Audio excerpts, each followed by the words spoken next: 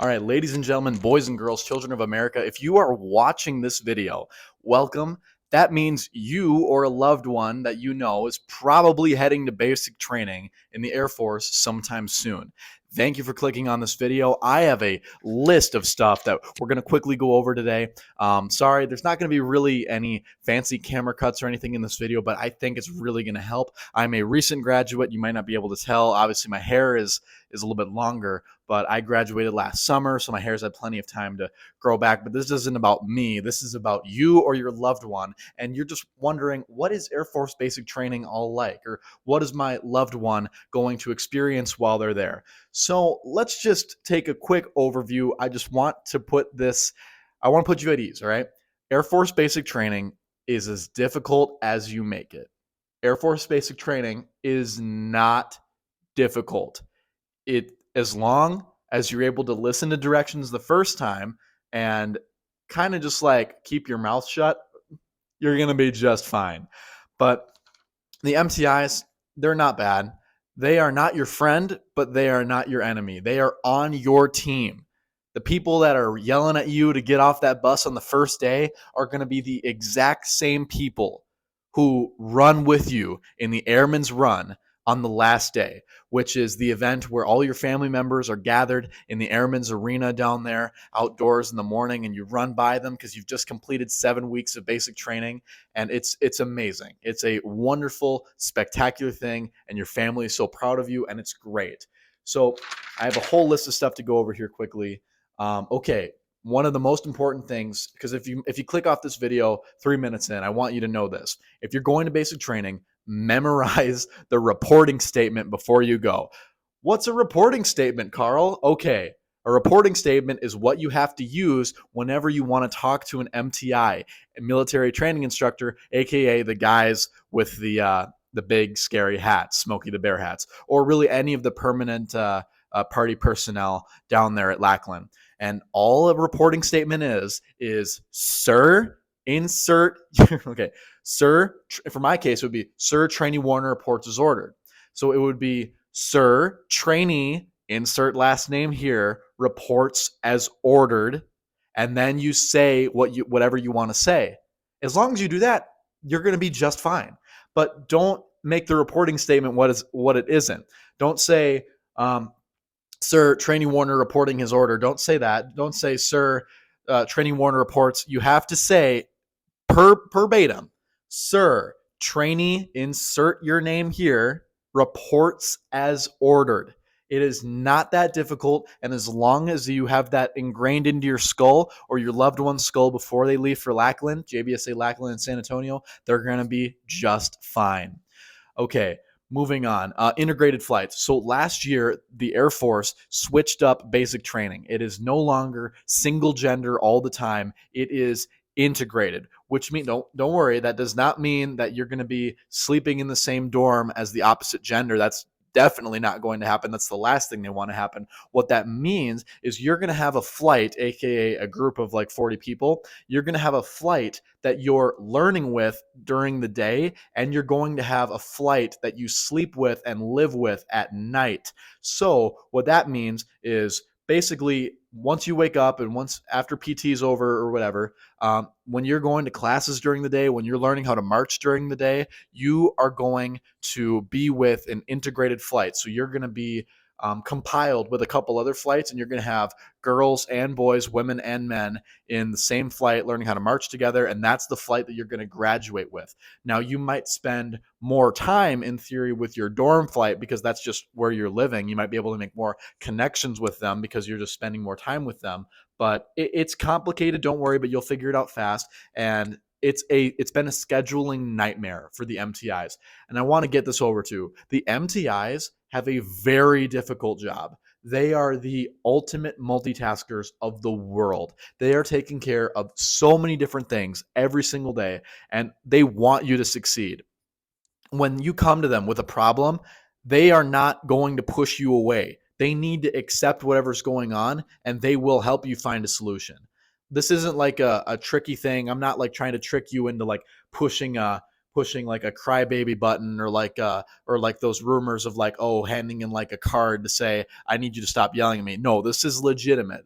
Like the MTIs, they're not going to like go out of their way to help you necessarily, but if you go up to them and present that you have an issue going on, they will absolutely point you in the direction of the correct resource.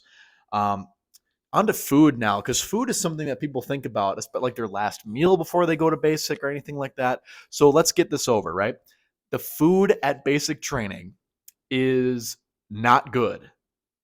And it is also not bad. There will be some days where the food is, it will actually make your day. Like we had brisket like once a week. And no, it wasn't some high quality Texas brisket, but when it's the combinations you make, because there's like rolls available every day, like these white bread rolls. And if you would put the brisket on the rolls, make a sandwich, I could literally pass away thinking about how good that was during basic training when you don't have access to any like real sugar for 7 weeks. Speaking of sugar, the dessert table. So there's, excuse me, not a table. It's a refrigerator. So in years past, there was a rumor that, I mean, it stems from what used to be true, but there's a rumor that if you go for the dessert in the fridge, the MTIs will all run up to you and say, "Do you really need that? Why are you in there? Like, tell me this. You know, like, and they just start quizzing you." That is not a thing anymore. Like, they will not go against you for grabbing some chocolate pudding or vanilla pudding or jello. It's there for you. Take it. It is supposed to be for you. I remember at my squadron, nobody even dared to grab it for like 2 weeks. Speaking of food, your drink selection, you're going to have water, milk. I don't remember. I think chocolate milk was a thing.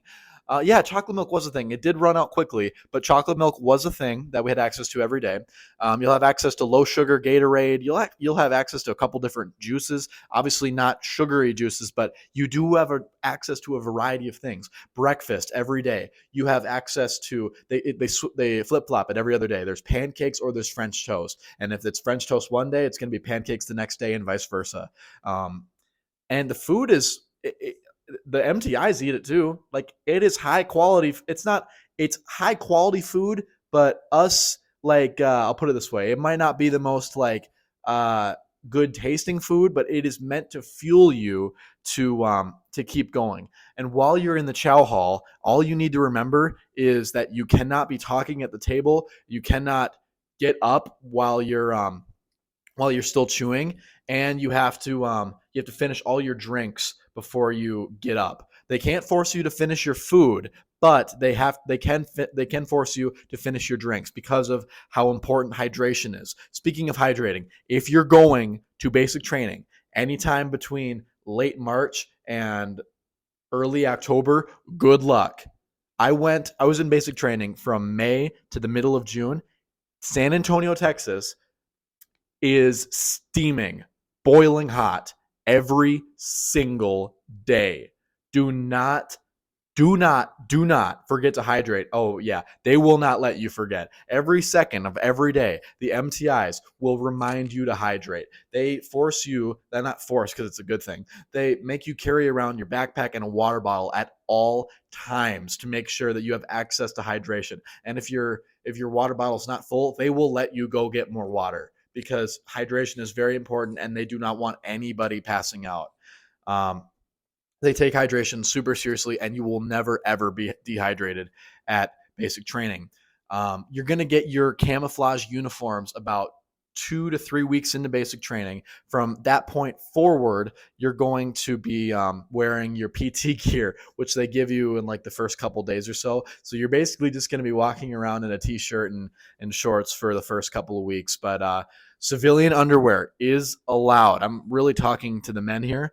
I didn't really know that. I just brought 4 pairs just to be safe. But civilian underwear that you're just wearing in your regular day life. Obviously, don't bring underwear that has like images the Air Force wouldn't like on it. But like if you just have some regular Hanes underwear that's like a solid color, you are more than welcome to bring that to basic training and wear it during basic training. Um, it'll be inspected during your RLA checks, but they can't get mad at you for that. They will supply you with the tidy whities, but they cannot be upset at you for it. You know what I mean? Um, so BMT Jobs. We have, first of all, let's talk about the elephant in the room, chow runner. For the love of God, do everything in your power to avoid being the chow runner, unless you know for a fact that you have the script memorized and down and you are confident enough to do it. They're going to try to trick you on the very first day and say, give me two confident individuals. Do not raise your hand.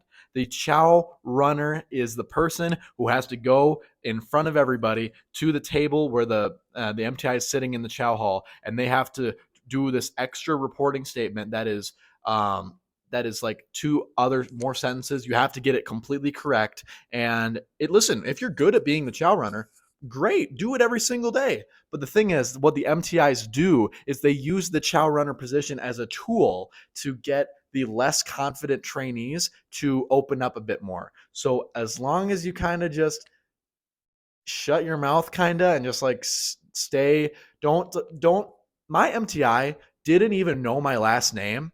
I'm convinced that he didn't know my last name the entire time. In week 6 of basic training, he called me into the other room just so he could be like, "Oh yeah, I forgot which one you was. You can go back to doing what you're doing." And I'm a very extroverted person. So the fact of the matter that I went to basic training and I kind of just like whenever the MTIs were around, that was a little bit difficult at times, but it definitely helped me in the long run, because there are kids who will go there on the first day and the first week. If the MTIs know your name on day 2, you are doing something massively wrong. Another thing is, do not volunteer for anything at basic training. Anything. Do not volunteer for anything. You all graduating on the same day. That kid that volunteers for nothing, and that kid that graduates for all the stupid jobs, they all gonna graduate on the same exact day, and one of them is just gonna have a lot more of their time wasted. Okay, another job is the road guard. The road guard. Those are the people who will, while the flight is marching to and from places on base, and they have to cross streets that cars can use. The road guards, they will run out into the intersection and they will like put their hand forward and they will stop the cars from moving. I was a road guard, and it's honestly not that bad of a gig. But only there's 4 road guards, right? And there's 2 inside road guards and there's 2 outside road guards. You want to be one of the outside road guards, because if you're one of the outside road guards, that means you're in the back of the flight the whole time and all you got to do is follow. If you're one of the inside road guards, then you have to be perfect, because you're leading the entire flight, and the MTIs are going to be watching you the whole time, and they're going to be wondering why you're so far in front of the flight and why you're not marching with all the rest of them. And just be the outside road. Again, don't volunteer for anything. If you can avoid being the road guard, don't do it. But you get the idea. There's an inside the dorm itself. There's jobs like hallway crew, which is a good one, which is what I was. Day room crew. That is the crown jewel. If you can try to get day room crew, do that. There's latrine crew. Self-explanatory. Do not do that. And what do they call it? The dorm crew? No, bay crew, where all the beds are and stuff. Don't do that one. That one's difficult. But again, it's not. You're not going to get the job that you want. You're just gonna. If they ask for 10 volunteers, guess what? That is latrine crew. Do not raise your hand if you hear, can I get 10 volunteers? Um, Beast. Okay. So up until last summer, I was actually one of the last groups to do Beast Week in the traditional sense. Or Beast Week, it used to be 4 nights out in the field, a couple miles down the road from Lackland, at the campsite. But now it's only, I think it's just 2 nights or 1 night. But it's called Pacer Forge now. Pacer is like an acronym for something I don't know offhand, but basically it's just 1 night now, which is totally unfair, because Beast Week is not fun during the month of June, and we all had to suffer that. And now the basic trainees don't have to do that anymore. But nonetheless, you will have a lot of fun out at Beast Week. But I cannot recommend this enough. Bring a face mask, or sorry, a neck gaiter. bring a neck gaiter to Beast because it is dry out there, and you don't want you just don't want to be breathing in sand all day. Mail, you're going to get mail starting on that first Monday until the very last Wednesday of basic training. You're going to get mail every day of the week except Sunday, and on some select holidays. I think you don't get mail on Saturdays, but mail is a huge booster. If confidence booster and just morale booster. If you can convince some of your family members or friends to send you a letter every week or every couple of days, that it's a very, very good boost of your morale. The first week of basic training is the hardest. You just need to accept that, okay? If you can get through that first week of basic training, you can get through anything. That first week of basic training, the MTIs are going to be on you every second of every day because they don't have time to do anything else. Once you've done 2 weeks of basic training, you know the system, you know how to do everything, and the MTIs can kind of just fall back on you because you know what you're doing. That first week, you don't know how to do anything, so the MTIs are going to be on you every second of every day. They're going to tell you when to brush your teeth. They're going to tell you everything. Eventually, I know this sounds crazy, but eventually you're going to get freedom during basic training where you're going to be allowed to just walk with one other wingman to the corner shop. There's 2 of them, and you're not allowed to buy certain things, but you're just allowed to go. You know what I mean? Like, I'm not kidding. That's a real thing that happens, because they'll teach you how to detail and how to march in details at the end of week 1. But that first week is the hardest, and 0 week. When you get there, just keep in mind that the real training doesn't start until that first Monday after you get there, because that 0 week is for it's basically just paperwork week. Honestly, they want to know who's there. They want to get all your medical information, your vaccination stuff up to date, and they want to just get you in good habits. The training doesn't actually start until that first Monday. And another cool thing about basic training is that there is actually a schedule of events posted for the entire week that you can view at any time on the wall in your dormitory. So if you don't know what's going to happen on a certain, like, you'll be prepared. Like, that first week, there's not going to be a schedule. You're just going to get told where to go. It's going to be a surprise every day. But starting that first week, they're going to have a schedule on the wall, and you're going to see, oh, we're doing this week and this week. You get the idea. So you'll be more mentally prepared. Bring a sleeping mask. The dorms are bright as hell, even at night. Bringing even a small sleeping mask, a $5 sleeping mask from Target, will save your life because it will darken out. I'm not a sleeping mask person, but I was at basic training, and it really, really helped me. I cannot recommend that enough. Bring when you're packing for basic training, you can only bring 1 bag, but bring a large duffel bag, not obnoxiously large, obviously, but bring a large duffel bag, but only fill it 60% full. This is because when you go to basic training, they're going to give you a bunch of stuff. When you leave basic, you're going to have a lot more stuff than you had when you came. So bring a large duffel bag so you have plenty of room, but only bring 60% inside of that duffel bag that you could fit in the total 100%. Hydrate. I just have to mention it again. It's super important. Do not mess up EC duty. While you're not actively learning in a classroom, there's going to be 2 people on EC at all time, entry controller duty of your dormitory. Do not mess it up. There are procedures. There's a whole chapter in this book right here, which is right in front of my face. This is the basic training study guide. You'll get handed this the second you walk off that bus at basic training. There's a whole section in there of how to do EC duty properly. Additionally, I should mention the textbook I just held up. They do not give out textbooks anymore. Wait, so what does this mean, Carl? Do I just have to memorize all the stuff? Do I just have to bring a notebook? And do I just have to take notes on every single lecture? Nope. They give you iPads. I am not kidding. I am legitimately not kidding. They don't, obviously you can't keep it after basic, but you don't rent out because the cart's just right there, but you take an iPad from a cart every day you throw it in your backpack, and you bring it with you places. I'm legitimately not kidding. Instead of these big textbooks, they are iPads now. I think it must be saving them money on paper. Originally, it was just a Disneyland thing, but now they are moving to iPads for both Disneyland and Alcatraz. Speaking of which, I didn't realize this before I went down. You've probably seen the pictures of both Disney. You probably only see the Disneyland dorms online or what the Air Force puts out as content now. But here's what you need to remember: you have an equal chance of getting put in Disneyland as you do getting put in Alcatraz.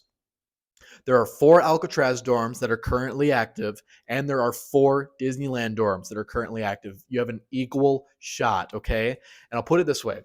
I was in Alcatraz. The Alcatraz dorms are not bad. They look bad on the outside, but they're really nice on the inside. Well, the classrooms aren't, but you have everything you need at Alcatraz. The chow halls are no different. The dorms are no different. Except the one thing: there's only 8 shower heads per dorm in Alcatraz, and there's like 20 per dorm in Disneyland. But the advantage is that Disneyland is much harder to clean. There's higher expectations of cleanliness than there is at Alcatraz. Additionally, the laundry facilities at Disneyland are right there on each floor, right outside the flight door, versus at Alcatraz, the laundry facilities are like outside at their own edition. It's just a shit show, if we're being honest. Um, Not only that, but the Alcatraz, what else was different? There's just some things that are further away, and Alcatraz is kind of you'll be fine. No matter what you get, you will be just fine. Also, if you're in Alcatraz, you can see the McDonald's arches from the PT pads in the morning. PT at basic training is not difficult. It's as difficult as you make it. And the only thing you got to worry about is passing that PT test in the end of the 5th week. If you pass that thing, you're golden.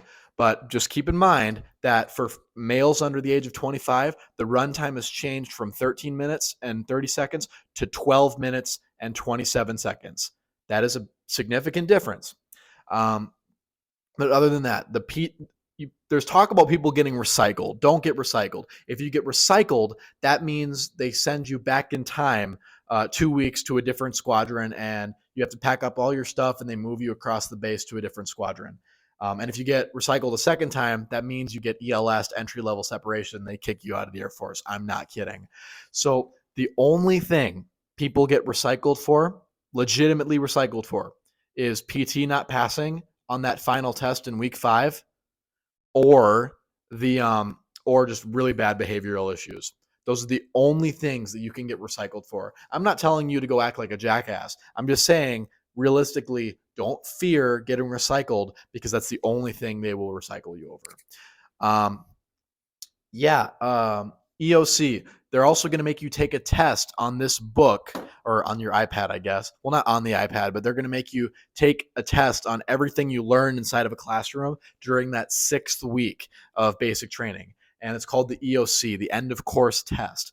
Now, obviously, I cannot tell you what's on the test, because that would be that's illegal, and we can't do that. But I can tell you this: the EOC is not something to worry about. It's not difficult, and all you need is, what is it? You need like a 65 out of 100 to pass, or was it 70? I don't remember.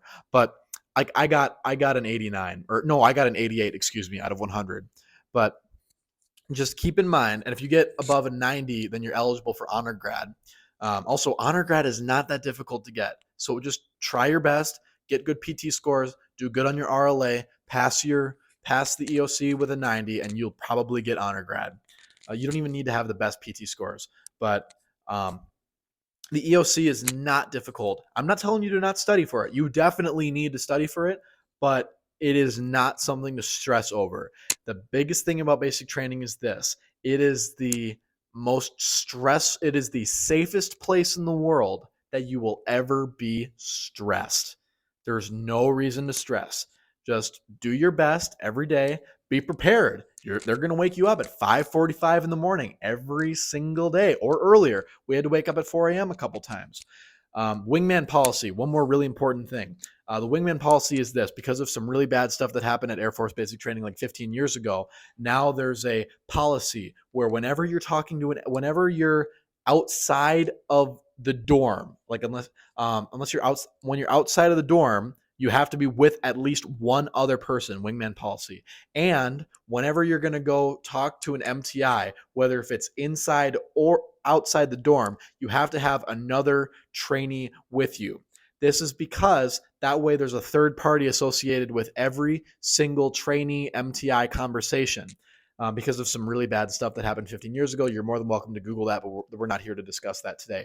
Wingman policy, super important. Stand up to your MTIs if they try to trick you, because this is what will happen, right?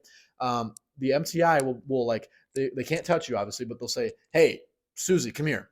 And then a wingman will try to follow Susie to go talk to the MTI, and the MTI is gonna be like, no, you stay over there. I need to talk to her privately about medical stuff. No, that is a trap. Do not let an MTI look you in the eye and tell you, no, I need to have a private conversation with this trainee. No, stand your ground and go with that trainee and do not leave their side, because it's a test of whether you're being a wingman or not. The only time that you do not need a wingman is if you're going to go talk to the chaplain, or you're going to go talk to a medical professional, like an actual medical professional, not an MTI, someone who actually works in a medical facility. And you need to have a wingman on the way there. The only reason why you wouldn't have a wingman is they would be standing outside the door waiting for you whenever you're done talking to the chaplain or that medical personnel. One last thing. The less stuff in your locker, the better. As far as your wall locker goes, I'm not talking about the actual sections of your wall locker with your camouflage uniforms or your dress blues. I'm talking about like your security drawer, which is going to be the little section where you're allowed to have personal items in it.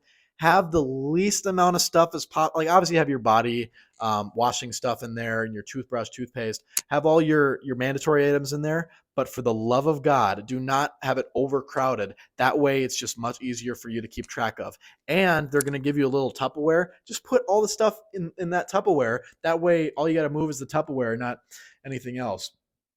Do I have anything else in here? Church on Sundays. Obviously, I cannot. I am a Christian, but I cannot force any of you to go to any specific religious service. They do offer a variety of religious services to trainees: Jewish, Muslim services, Christian services. There's a Catholic service, and there's a Lutheran service. Or excuse me, not a Lutheran service. There's a what do they call it? Oh my gosh, it's not the Catholic one. It's the other one. The Christian service that is not the Catholic one. And I'm just recommending this because I went to it. Okay, I'm not saying because I'm not a Catholic, but if you're curious and you want to have fun on Sundays, like legitimate fun, it was a highlight of basic training every week. Go to the non-Catholic service. It just trust me. Just trust me. But oh yeah, Sundays, the MTIs are not around. There's just one MTI for the whole building. You're basically just sitting around all day, but don't get caught lacking because the MTIs aren't there, but their bosses are. So what happens is, if you're not allowed to take naps at basic training. You're obviously allowed to sleep at night, but you're not allowed to take naps. So what'll happen is the MTIs will just key into your dorm, or excuse me, the MTIs bosses will just key into your dorm, and then they'll look around on Sundays just to make sure that nobody's sleeping. So just don't get caught lacking. You know what I mean? And yeah, as far as dorm chief, don't go for dorm chief. The dorm chief just has so much stupid stuff to deal with. Element leader, though, yes, do that. Element leader, and you get extra points for honor grad. But I was a substitute element leader, and I loved it. But yeah, as far as basic training goes, don't overcomplicate it.